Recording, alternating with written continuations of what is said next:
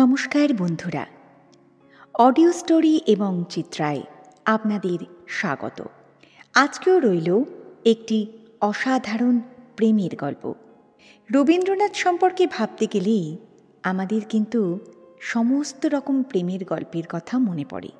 আসলে রবীন্দ্রনাথ প্রেমকে দেখেছিলেন এক অন্য রূপে।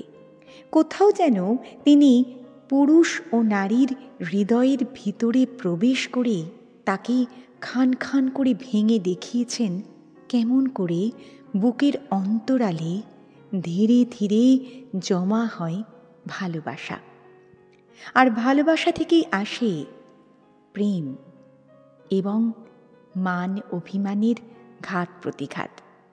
এই ভালোবাসাজনিত অভিমান আজও বর্তমান।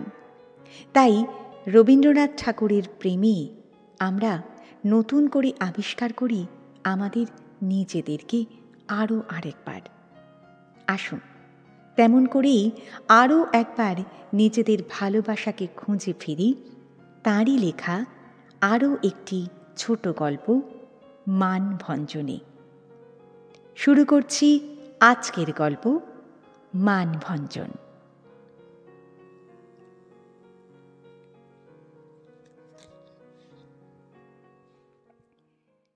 রমানাথ শীলের ত্রিতল অট্টালিকায় সর্বোচ্চ তলের ঘরে গোপীনাথ শীলের স্ত্রী গিরিবালা বাস করে। শয়নকক্ষের দক্ষিণ দ্বারের সম্মুখে ফুলের টবে গুটিকতক বেলফুল এবং গোলাপ ফুলের গাছ। ছাদটি উচ্চ প্রাচীর দিয়া ঘেরা। বহির্দৃশ্য দেখিবার জন্য প্রাচীরের মাঝে মাঝে একটি করিয়া ইট ফাঁক দেওয়া আছে। শোবার ঘরে নানা বেশ এবং বিবেশ বিশিষ্ট বিলাতি নারী মূর্তির বাঁধানো এনগ্রেভিং টাঙানো রহিয়াছে। কিন্তু প্রবেশদ্বারের সম্মুখবর্তী বৃহৎ আয়নার উপরে ষোড়শী গৃহস্বামিনীর যে প্রতিবিম্বটি পড়ে তাহা দেয়ালের কোনো ছবি অপেক্ষা সৌন্দর্যে ন্যূন নহে। গিরিবালার সৌন্দর্য অকস্মাৎ আলোক রশ্মির ন্যায়, বিস্ময়ের ন্যায়, নিদ্রাভঙ্গে চেতনার ন্যায় একেবারে চকিতে আসিয়া আঘাত করে এবং এক আঘাতে অভিভূত করিয়া দিতে পারে। তাহাকে দেখিলে মনে হয় ইহাকে দেখিবার জন্য প্রস্তুত ছিলাম না। চারিদিকে এবং চিরকাল যেরূপ দেখিয়া আসিতেছি একেবারে হঠাৎ তাহা হইতে অনেক স্বতন্ত্র। গিরিবালাও আপন লাবণ্যোচ্ছ্বাসে আপনি আদ্যপান্ত তরঙ্গিত হইয়া উঠিয়াছে। মদের ফেনা যেমন পাত্র ছাপিয়া পড়িয়া যায়, নবযৌবন এবং নবীন সৌন্দর্য তাহার সর্বাঙ্গে তেমনি ছাপিয়া পড়িয়া যাইতেছে। তাহার বসনে ভূষণে গমনে, তাহার বাহুর বিক্ষেপে, তাহার গ্রীবার ভঙ্গিতে, তাহার চঞ্চল চরণের উদ্দাম ছন্দে, নূপুর নিক্কণে, কঙ্কণের কিঙ্কিণীতে, তরল হাস্যে, ক্ষিপ্র ভাষায়, উজ্জ্বল কটাক্ষে একেবারে উচ্ছৃঙ্খলভাবে উদ্বেলিত হইয়া উঠিতেছে। আপন সর্বাঙ্গের এই উচ্ছ্বলিত মদির রসে গিরিবালার একটা নেশা লাগিয়াছে। প্রায় দেখা যাইত একখানি কোমল রঙিন বস্ত্রে আপনার পরিপূর্ণ দেহখানি জড়াইয়া সে ছাতের উপরে অকারণে চঞ্চল হইয়া বেড়াইতেছে, যেন মনের ভিতরকার কোন এক অশ্রুত অব্যক্ত সঙ্গীতের তালে তালে তাহার অঙ্গ প্রত্যঙ্গ নৃত্য করিতে চাহিতেছে। আপনার অঙ্গকে নানা ভঙ্গিতে উৎক্ষিপ্ত বিক্ষিপ্ত প্রক্ষিপ্ত করিয়া তাহার যেন বিশেষ কি এক আনন্দ আছে। সে যেন আপন সৌন্দর্যের নানা দিকে নানা ঢেউ তুলিয়া দিয়া সর্বাঙ্গের উত্তপ্ত রক্তস্রোতে অপূর্ব পুলক সহকারে বিচিত্র আঘাত প্রতিঘাত অনুভব করিতে থাকে। সে হঠাৎ গাছ হইতে পাতা ছিঁড়িয়া দক্ষিণ বাহু আকাশে তুলিয়া সেটা বাতাসে উড়াইয়া দেয়।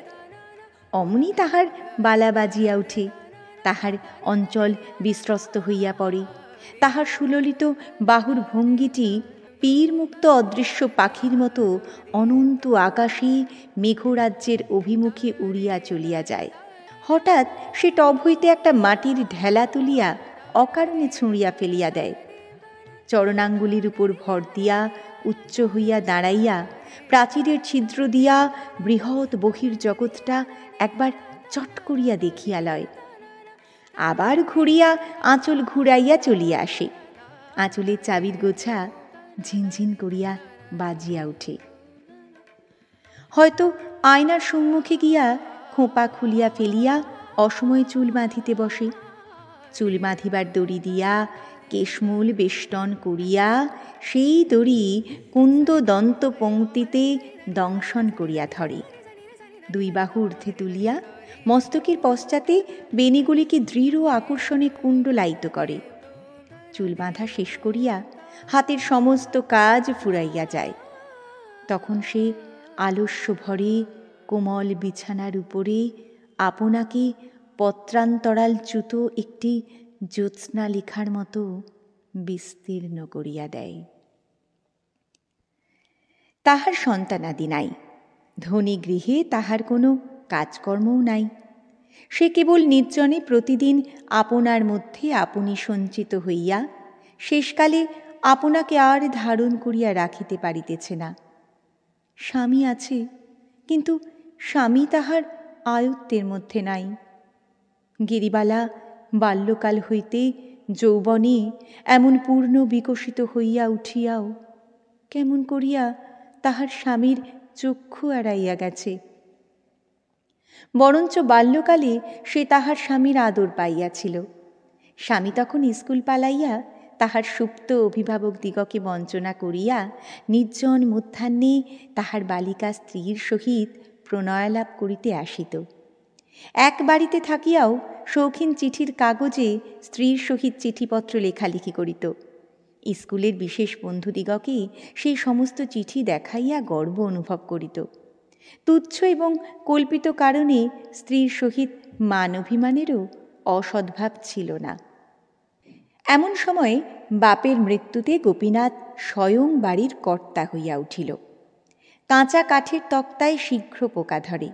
কাঁচা বয়সে গোপীনাথ যখন স্বাধীন হইয়া উঠিল, তখন অনেকগুলি জীবজন্তু তাহার স্কন্ধে বাসা করিল।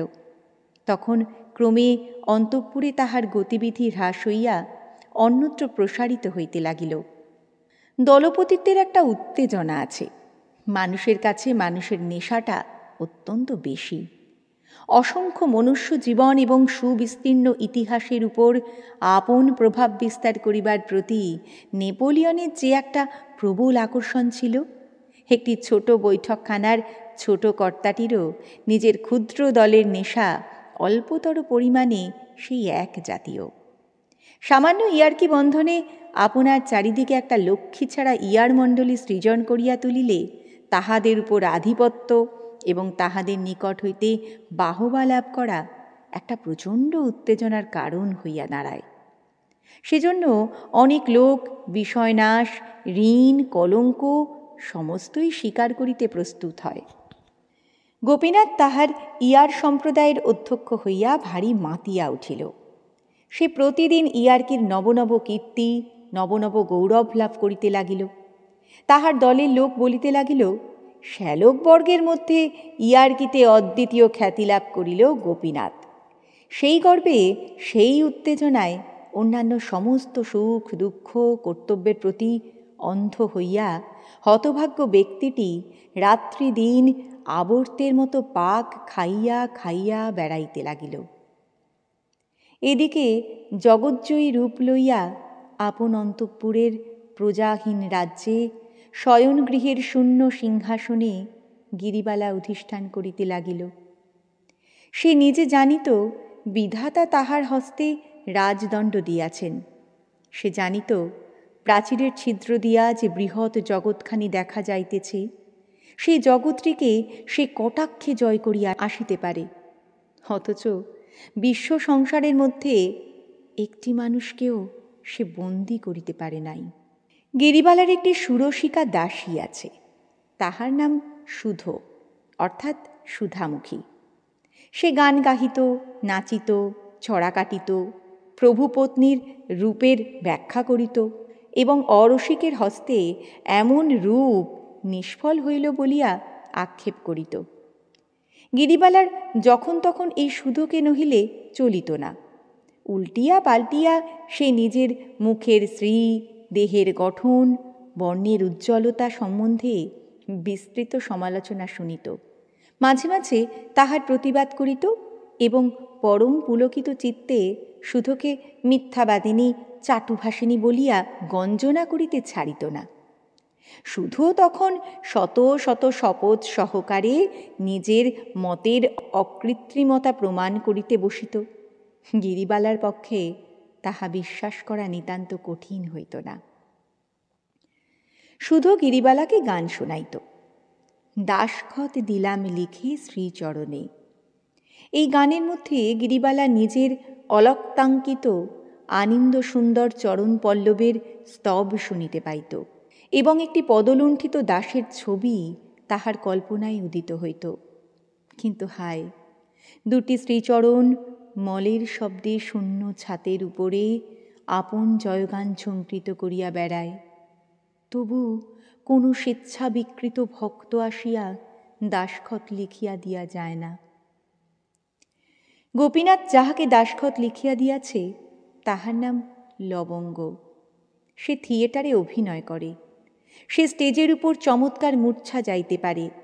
সে যখন সানুনাসিক কৃত্রিম কাঁদনির স্বরে হাঁপাইয়া হাঁপাইয়া, টানিয়া টানিয়া, আধো আধো উচ্চারণে প্রাণনাথ, প্রাণেশ্বর করিয়া ডাক ছাড়িতে থাকে, তখন পাতলা ধুতির উপর ওয়েস্টকোট পরা, ফুল মোজামণ্ডিত দর্শক মণ্ডলী এক্সিলেন্ট এক্সিলেন্ট করিয়া উচ্ছ্বসিত হইয়া উঠে। এই অভিনেত্রী লবঙ্গের অত্যাশ্চর্য ক্ষমতার বর্ণনা গিরিবালা ইতিপূর্বে অনেকবার তার স্বামীর মুখেই শুনিয়াছে। তখনও তাহার স্বামী সম্পূর্ণরূপে পলাতক হয় নাই। তখন সে তাহার স্বামীর মোহাবস্থা না জানিয়াও মনে মনে অসূয়া অনুভব করিত। আর কোনো নারীর এমন কোনো মনোরঞ্জিনী বিদ্যা আছে যাহা তাহার নাই, ইহা সে সহ্য করিতে পারিত না। শাশু ও কৌতূহলে সে অনেকবার থিয়েটার দেখিতে যাইবার ইচ্ছা প্রকাশ করিত, কিন্তু কিছুতেই স্বামীর মত করিতে পারিত না। অবশেষে সে একদিন টাকা দিয়া সুধোকে থিয়েটার দেখিতে পাঠাইয়া দিল। সুধো আসিয়া নাসা ভ্রু কুঞ্চিত করিয়া রামনাম উচ্চারণপূর্বক অভিনেত্রীদিগের ললাট দেশে সম্মার্জনীয় ব্যবস্থা করিল এবং তাহাদের কদর্য মূর্তি ও কৃত্রিম ভঙ্গিতে যে সমস্ত পুরুষের অভিরুচি জন্মে তাহাদের সম্বন্ধেও সেই একইরূপ বিধান স্থির করিল। শুনিয়া গিরিবালা বিশেষ আশ্বস্ত হইল। কিন্তু যখন তাহার স্বামী বন্ধন ছিন্ন করিয়া গেল, তখন তাহার মনে সংশয় উপস্থিত হইল। সুধোর কথায় অবিশ্বাস প্রকাশ করিলে সুধো গিরির গা ছুঁইয়া বারংবার কহিল, বস্ত্রখণ্ডাবৃত দগ্ধ কাষ্ঠের মতো তাহার নীরস এবং কুৎসিত চেহারা। গিরি তাহার আকর্ষণী শক্তির কোনো কারণ নির্ণয় করিতে পারিল না এবং নিজের অভিমানে সাংঘাতিক আঘাতপ্রাপ্ত হইয়া জ্বলিতে লাগিল। অবশেষে একদিন সন্ধ্যাবেলায় সুধোকে লইয়া গোপনে থিয়েটার দেখিতে গেল। নিষিদ্ধ কাজের উত্তেজনা বেশি। তাহার হৃৎপিণ্ডের মধ্যে যে এক মৃদু কম্পন উপস্থিত হইয়াছিল, সেই কম্পনাবেগে এই আলোকময় লোকময় বাদ্যসঙ্গীত মুখরিত দৃশ্যপট শোভিত রঙ্গভূমি তাহার চক্ষে দ্বিগুণ অপরূপতা ধারণ করিল। তাহার সেই প্রাচীর বেষ্টিত নির্জন নিরানন্দ অন্তঃপুর হইতে এই কোন এক সুসজ্জিত সুন্দর উৎসব লোকের প্রান্তে আসিয়া উপস্থিত হইল। সমস্ত স্বপ্ন বলিয়া বোধ হইতে লাগিল। সেদিন মানভঞ্জন অপেরা অভিনয় হইতেছে। কখন ঘণ্টা বাজিল, বাদ্য থামিয়া গেল, চঞ্চল দর্শকগণ মুহূর্তে স্থির নিস্তব্ধ হইয়া বসিল। রঙ্গমঞ্চের সম্মুখবর্তী আলোকমালা উজ্জ্বলতর হইয়া উঠিল, পট উঠিয়া গেল। একদল সুসজ্জিত নটী ব্রজঙ্গনা সাজিয়া সঙ্গীত সহযোগে নৃত্য করিতে লাগিল। দর্শকগণের করতালি ও প্রশংসাবাদে নাট্যশালা থাকিয়া থাকিয়া ধ্বনিত কম্পিত হইয়া উঠিল। তখন গিরিবালার তরুণ দেহের রক্তলহরী উন্মাদনায় আলোড়িত হইতে লাগিল। সেই সঙ্গীতের তানে, আলোক ও আবরণের ছটায় এবং সম্মিলিত প্রশংসা ধ্বনিতে সে ক্ষণকালের জন্য সমাজ সংসার সমস্তই বিস্তৃত হইয়া গেল। মনে করিল এমন এক জায়গায় আসিয়াছে যেখানে বন্ধনমুক্ত সৌন্দর্যপূর্ণ স্বাধীনতার কোনো বাধা মাত্র নাই। শুধু মাঝে মাঝে আসিয়া ভীতস্বরে কানে কানে বলে, বউ ঠাকুরন, এই বেলা বাড়ি ফিরিয়া চলো, দাদাবাবু জানিতে পারিলে রক্ষা থাকিবে না। গিরিবালা সে কথায় কর্ণপাত করে না। তাহার মনে এখন আর কিছুমাত্র ভয় নাই। অভিনয় অনেক দূর অগ্রসর হইল। রাধার দুর্জয় মান হইয়াছে। সে মান সাগরে কৃষ্ণ আর কিছুতেই থই পাইতেছে না। কত অনুনয় বিনয় সাধা সাধি কাঁদা কাঁদি, কিছুতেই কিছু হয় না। তখন গর্বভরে গিরিবালার বক্ষ ফলিতে লাগিল। কৃষ্ণের এই লাঞ্ছনায় সে যেন মনে মনে রাধা হইয়া নিজের অসীম প্রতাপ নিজে অনুভব করিতে লাগিল। কেহ তাহাকে কখনো এমন করিয়া সাধে নাই। সে অবহেলিত, অবমানিত, পরিত্যক্ত স্ত্রী, কিন্তু তবু সে এক অপূর্ব মোহে স্থির করিল যে এমন করিয়া নিষ্ঠুরভাবে কাঁদাইবার ক্ষমতা তাহারও আছে। সৌন্দর্যে যে কেমন দুর্দণ্ড প্রতাপ তাহা সে কানে শুনিয়াছে, অনুমান করিয়াছে মাত্র। আজ দ্বীপের আলোকে, গানের সুরে, সুদৃশ্য রঙ্গমঞ্চের উপরে তাহা সুস্পষ্টরূপে প্রত্যক্ষ করিল। নেশায় তাহার সমস্ত মস্তিষ্ক ভরিয়া উঠিল। অবশেষে যবনিকা পতন হইল। গ্যাসের আলো ম্লান হইয়া আসিল। দর্শকগণ প্রস্থানের উপক্রম করিল। গিরিবালা মন্ত্রমুগ্ধের মতো বসিয়া রহিল। এখান হইতে উঠিয়া যে বাড়ি যাইতে হইবে এ কথা তাহার মনে ছিল না। সে ভাবিতেছিল অভিনয় বুঝি ফুরাইবে না, যবনিকা আবার উঠিবে, রাধিকার নিকট শ্রীকৃষ্ণের পরাভব, ইহা ছাড়া আর কোনো বিষয় উপস্থিত নাই। শুধু কহিল, বউ ঠাকুরন, করো কি, উঠো, এখনই সমস্ত আলো নিবাইয়া দিবে। গিরিবালা গভীর রাত্রে আপন শয়নকক্ষে ফিরিয়া আসিল। কোণে একটি দ্বীপ মিটমিট করিতেছে। ঘরে একটি লোক নাই, শব্দ নাই। গৃহপ্রান্তে নির্জন শয্যার উপরে একটি পুরাতন মশারি বাতাসে অল্প অল্প দুলিতেছে। তাহার প্রতিদিনের জগৎ অত্যন্ত বিশ্রী, বিরস, তুচ্ছ বলিয়া ঠেকিতে লাগিল। কোথায় সেই সৌন্দর্যময়, আলোকময়, সঙ্গীতময় রাজ্য, যেখানে সে আপনার সমস্ত মহিমা বিকীর্ণ করিয়া দিয়া জগতের কেন্দ্রস্থলে বিরাজ করিতে পারে, যেখানে সে অজ্ঞাত অবজ্ঞাত তুচ্ছ সাধারণ নারী মাত্র নহে। এখন হইতে সে প্রতি সপ্তাহেই থিয়েটারে যাইতে আরম্ভ করিল। কালক্রমে তাহার সেই প্রথম মোহ অনেকটা পরিমাণে হ্রাস হইয়া আসিল। এখন সে নটনটীদের মুখের রংচং, সৌন্দর্যের অভাব, অভিনয়ের কৃত্রিমতা সমস্ত দেখিতে পাইল, কিন্তু তবু তাহার নেশা ছুটিল না। রণসঙ্গীত শুনিলে যোদ্ধার হৃদয় যেমন নাচিয়া উঠে, রঙ্গমঞ্চের পট উঠিয়া গেলেই তাহার বক্ষের মধ্যে সেইরূপ আন্দোলন উপস্থিত হইত। ওই যে সমস্ত সংসার হইতে স্বতন্ত্র সুদৃশ্য সমুচ্চ সুন্দর বেদিকা স্বর্ণলেখায় অঙ্কিত, চিত্রপটে সজ্জিত, কাব্য এবং সঙ্গীতের ইন্দ্রজালে মায়ামণ্ডিত, অসংখ্য মুগ্ধ দৃষ্টির দ্বারা আক্রান্ত, নেপথ্য ভূমির গোপনতার দ্বারা অপূর্ব রহস্যপ্রাপ্ত, উজ্জ্বল আলোকমালায় সর্বসমক্ষে সুপ্রকাশিত বিশ্ববিজয়িনী সৌন্দর্যরাজ্ঞীর পক্ষে এমন মায়া সিংহাসন আর কোথায় আছে? প্রথমে যেদিন সে তাহার স্বামীকে রঙ্গভূমিতে উপস্থিত দেখিল এবং যখন গোপীনাথ কোনো নটীর অভিনয়ে উন্মত্ত উচ্ছ্বাস প্রকাশ করিতে লাগিল, তখন স্বামীর প্রতি তাহার মনে প্রবল অবজ্ঞার উদয় হইল।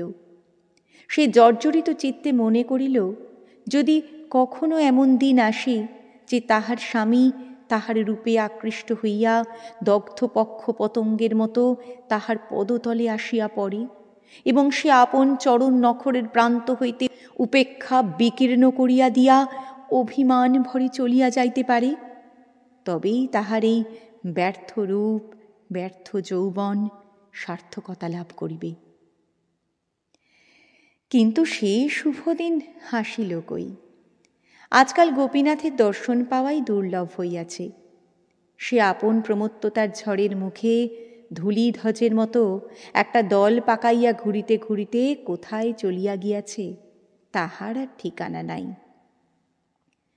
একদিন চৈত্র মাসের বাসন্তী পূর্ণিমায় গিরিবালা বাসন্তী রঙের কাপড় পরিয়া দক্ষিণ বাতাসে অঞ্চল উড়াইয়া ছাদের উপর বসিয়াছিল। যদিও ঘরে স্বামী আসে না, তবু গিরি উল্টিয়া পাল্টিয়া প্রতিদিন বদল করিয়া নূতন নূতন গহনায় আপনাকে সুসজ্জিত করিয়া তুলিত। হীরা মুকুতার আভরণ তাহার অঙ্গে প্রত্যঙ্গে একটি উন্মাদনা সঞ্চার করিত। ঝলমল করিয়া রুনুঝুনু বাজিয়া তাহার চারিদিকে একটি হিল্লোল তুলিতে থাকিত।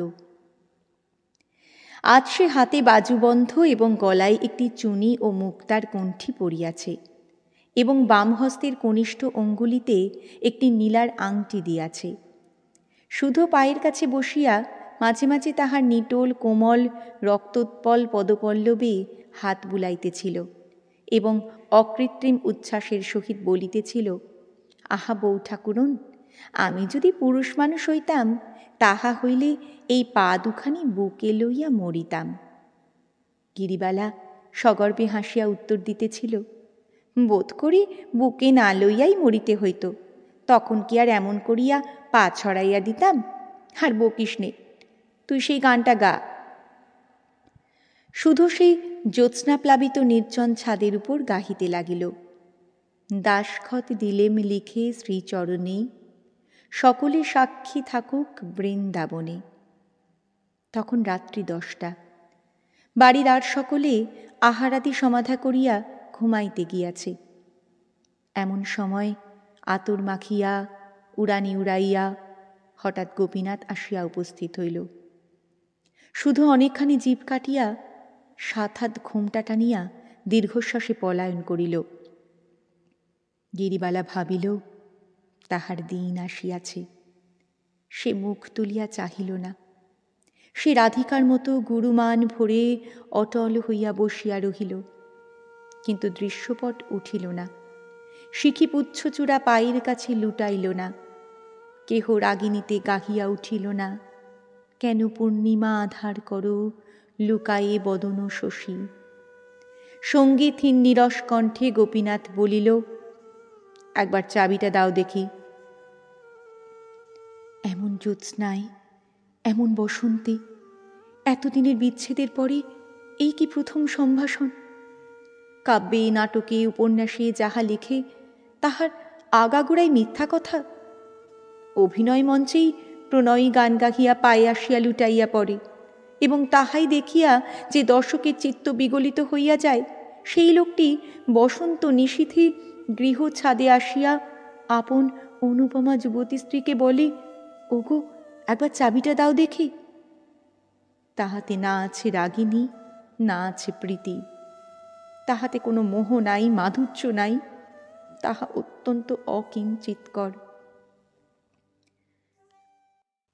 এমন সময়ে দক্ষিণে বাতাস জগতের সমস্ত অপমানিত কবিত্বের মর্মান্তিক দীর্ঘ নিঃশ্বাসের মতো হু হু করিয়া বহিয়া গেল। টব ভরা ফুটন্ত বেলফুলের গন্ধ ছাদময় ছড়াইয়া দিয়া গেল। গিরিবালার চূর্ণ অলোক চোখে মুখে আসিয়া পড়িল এবং তাহার বাসন্তী রঙের সুগন্ধি আঁচল অধীরভাবে যেখানে সেখানে উড়িতে লাগিল। গিরিবালা সমস্ত মান বিসর্জন দিয়া উঠিয়া পড়িল। স্বামীর হাত ধরিয়া বলিল, চাবি দিব এখন, তুমি ঘরে চলো। আজ সে কাঁদিবে, কাঁদাইবে, তাহার সমস্ত নির্জন কল্পনাকে সার্থক করিবে, তাহার সমস্ত ব্রহ্মাস্ত্র বাহির করিয়া বিজয়ী হইবে, ইহা সে দৃঢ় সংকল্প করিয়াছে। গোপীনাথ কহিল, আমি বেশি দেরি করিতে পারিব না, তুমি চাবি দাও। গিরিবালা কহিল, আমি চাবি দিব, আমি চাবির মধ্যে যাহা কিছু আছে সমস্ত দিব, কিন্তু আজ রাত্রে তুমি কোথাও যাইতে পারিবে না।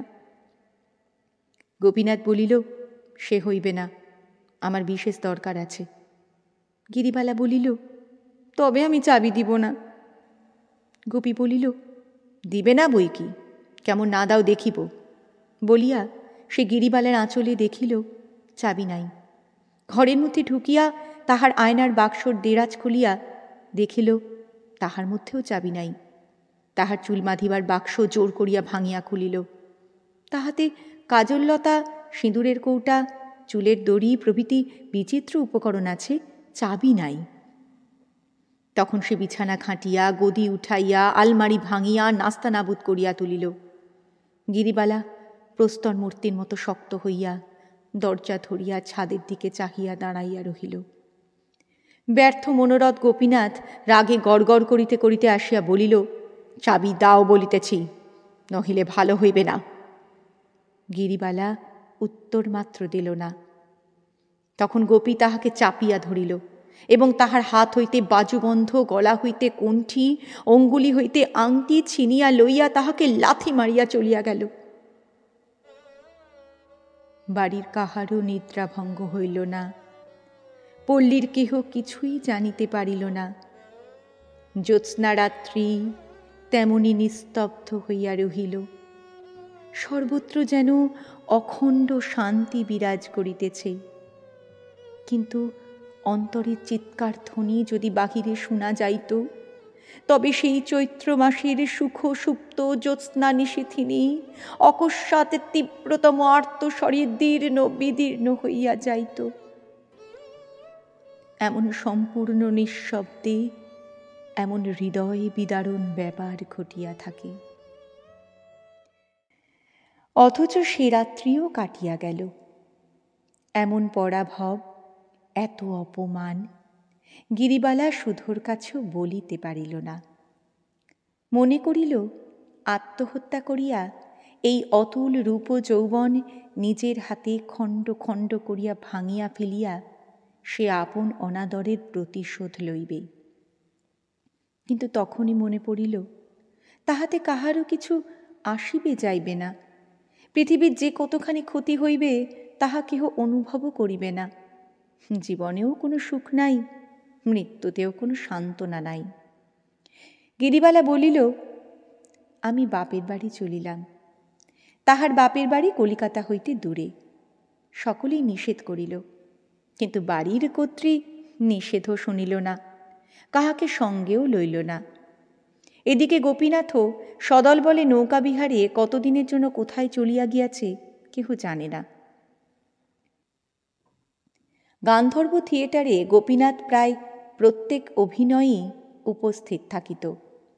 সেখানে মনোরমা নাটকে লবঙ্গ মনোরমা সাজিত এবং গোপীনাথ সদলে সম্মুখের সারে বসিয়া তাহাকে উচ্চৈঃস্বরে বাহবা দিত এবং স্টেজের উপর তোড়া ছুঁড়িয়া ফেলিত। মাঝে মাঝে এক একদিন গোলমাল করিয়া দর্শকদের অত্যন্ত বিরক্তিভাজন হইত। তথাপি রঙ্গভূমির অধ্যক্ষগণ তাহাকে কখনো নিষেধ করিতে সাহস করে নাই। অবশেষে একদিন গোপীনাথ কিঞ্চিৎ মত্তাবস্থায় গ্রিন রুমের মধ্যে প্রবেশ করিয়া ভারী গোল বাঁধাইয়া দিল। কি এক সামান্য কাল্পনিক কারণে সে আপনাকে অপমানিত জ্ঞান করিয়া কোনো নটিকে গুরুতর প্রহার করিল। তাহার চিৎকারে এবং গোপীনাথের গালিবর্ষণে সমস্ত নাট্যশালা চকিত হইয়া উঠিল। সেদিন অধ্যক্ষগণ আর সহ্য করিতে না পারিয়া গোপীনাথকে পুলিশের সাহায্যে বাহির করিয়া দেয়।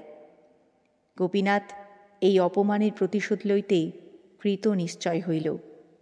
থিয়েটারওয়ালারা পূজার 1 মাস পূর্ব হইতে নূতন নাটক মনোরমার অভিনয় খুব আড়ম্বর সহকারে ঘোষণা করিয়াছে। বিজ্ঞাপনের দ্বারা কলিকাতা শহরটাকে কাগজে মুড়িয়া ফেলিয়াছে। রাজধানীকে যেন সেই বিখ্যাত গ্রন্থকারের নামাঙ্কিত নামাবলী পড়াইয়া দিয়াছে। এমন সময় গোপীনাথ তাহাদের প্রধান অভিনেত্রী লবঙ্গকে লইয়া বোটে চড়িয়া কোথায় অন্তর্ধান হইল তাহার আর সন্ধান পাওয়া গেল না। থিয়েটারওয়ালারা হঠাৎ অকুল পাথারে পড়িয়া গেল। কিছুদিন লবঙ্গের জন্য অপেক্ষা করিয়া অবশেষে এক নূতন অভিনেত্রীকে মনোরমার অংশ অভ্যাস করাইয়া লইল।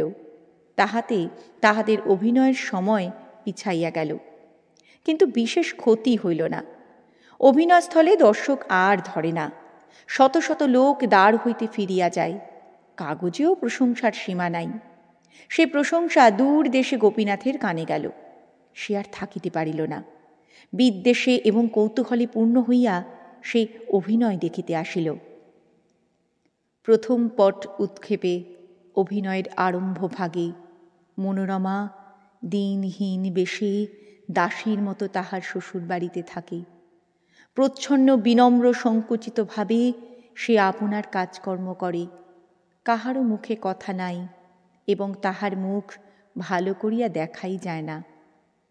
অভিনয়ের শেষাংশে মনোরমাকে পিতৃগৃহে পাঠাইয়া তাহার স্বামী অর্থলোভে কোনো এক লক্ষপতির একমাত্র কন্যাকে বিবাহ করিতে উদ্যত হইয়াছে। বিবাহের পর বাসর ঘরে যখন স্বামী নিরীক্ষণ করিয়া দেখিল, তখন দেখিতে পাইল এও সেই মনোরমা, কেবল সেই দাসী বেশ নাই। আজ সে রাজকন্যা সাজিয়াছে। তাহার নিরুপম সৌন্দর্য আভরণে সৌন্দর্যে মণ্ডিত হইয়া 10 দিকে বিকীর্ণ হইয়া পড়িতেছে। শিশুকালে মনোরমা তাহার ধনী পিতৃগৃহ হইতে অপহৃত হইয়া দরিদ্রের গৃহে পালিত হইয়াছে। সম্প্রতি তাহার পিতা সেই সন্ধান পাইয়া কন্যাকে ঘরে আনাইয়া তাহার স্বামীর সহিত পুনরায় নূতন সমারোহে বিবাহ দিয়াছে। তাহার পরে বাসর ঘরে মানভঞ্জনের পালা আরম্ভ হইল। কিন্তু ইতিমধ্যে দর্শকমণ্ডলীর মধ্যে ভারী এক গোলমাল বাঁধিয়া উঠিল।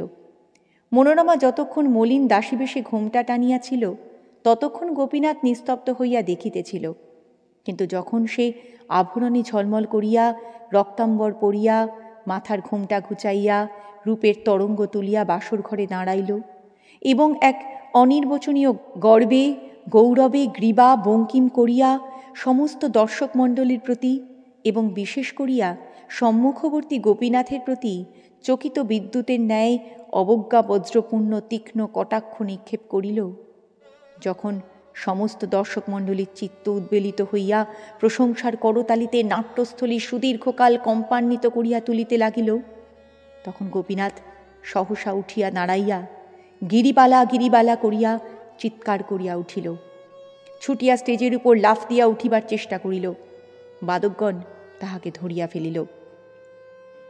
এই অকস্মাৎ রসভঙ্গে মর্মান্তিক ক্রুদ্ধ হইয়া দর্শকগণ ইংরেজিতে বাংলায় দূর করে দাও, বের করে দাও বলিয়া চিৎকার করিতে লাগিল। গোপীনাথ পাগলের মতো ভগ্ন কণ্ঠে চিৎকার করিতে লাগিল, আমি ওকে খুন করব, ওকে খুন করব। পুলিশ আসিয়া গোপীনাথকে ধরিয়া টানিয়া বাহির করিয়া লইয়া গেল। সমস্ত কলকাতা শহরের দর্শক 2 চক্ষু ভরিয়া গিরিবালার অভিনয় দেখিতে লাগিল। কেবল গোপীনাথ সেখানে স্থান পাইল না।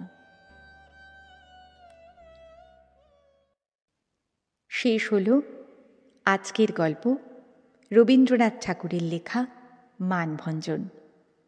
এই গল্প যদি আপনাদের ভালো লেগে থাকে, কিংবা আমার অডিও স্টোরি এবং চিত্রার অন্যান্য গল্পও যদি আপনাদের ভালো লেগে থাকে, অবশ্যই গল্পগুলো লাইক এবং চ্যানেলটি সাবস্ক্রাইব করতে ভুলবেন না। আর হ্যাঁ, আপনাদের ভালো লাগা গল্প যা আপনারা আমার কণ্ঠে পাঠ করা শুনতে চান, তার নাম জানাতেও ভুলবেন না কিন্তু। সকলে ভালো থাকবেন। নমস্কার।